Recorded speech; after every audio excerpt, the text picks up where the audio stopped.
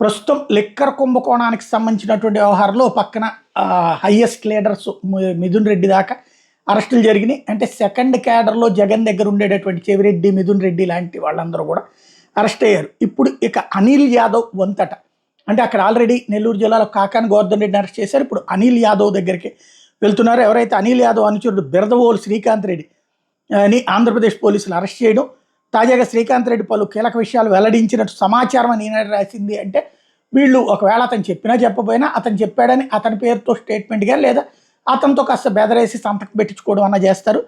అనిల్ కుమార్ యాదవ్ కాకాని గోవర్ధన్ రెడ్డితో నాకు వ్యాపార లావాదేవీలను 2023 ఆగస్టు నుంచి అనిల్ కాకానితో క్వాడ్ వ్యాపారం చేశాను.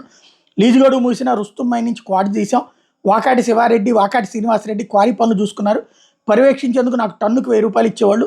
క్వాడ్జిని ఏనుగు శశిధర్ రెడ్డి పొలంలో డంప్ చేసేటటువంటి వాళ్ళం. అక్కడే ఆయనకి ఎకరాకి 25,000 ఇచ్చేలా ఒప్పందం చేసుకున్నాం. రుస్తుమ్మై నుంచి తీసిన క్వాడ్జిని చైనాకు పంపాం. దువ్వార శ్రీకాంత్ రెడ్డితో క్వాడ్జిని ఎగుమతి చేయించేవాళ్ళం. వచ్చిన డబ్బుతో రియల్ ఎస్టేట్ వ్యాపారం చేసాం. నేను అనిల్ కలిసి గూడూరులో 100 ఎకరాలు, నాయుడుపేట దగ్గర 50 ఎకరాలు వెంచర్లు వేసాం. హైదరాబాద్లో 2 హౌసింగ్ ప్రాజెక్టులు చేపట్టాం. మణికొండ, అల్కాపూర్లో హెవెన్లీ హోమ్స్, తుర్క ఏంజల్లో గ్రీస్ మెడోస్ పేరిట వెంచర్లు వేసాం. 2024 ప్రభుత్వం మారే కేసులకు భయపడి నేను హైదరాబాద్కి మకా మార్చానని శ్రీకాంత్ రెడ్డి పోలీసులు తెలిపిన సమాచారం. అంటే వీళ్ళు ఆల్రెడీ ముందుగా ఇదంతా ఇన్వెస్టిగేట్ చేసుకుని ఉంటారు.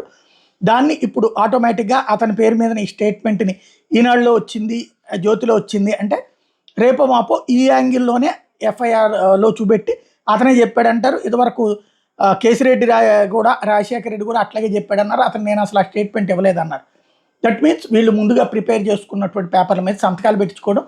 కేసిరెడ్డి అయితే నేను సంతకం కూడా పెట్టలేదని చెప్పాడు. కాబట్టి ఇతని సంతకం పెట్టాడా చూడాలి.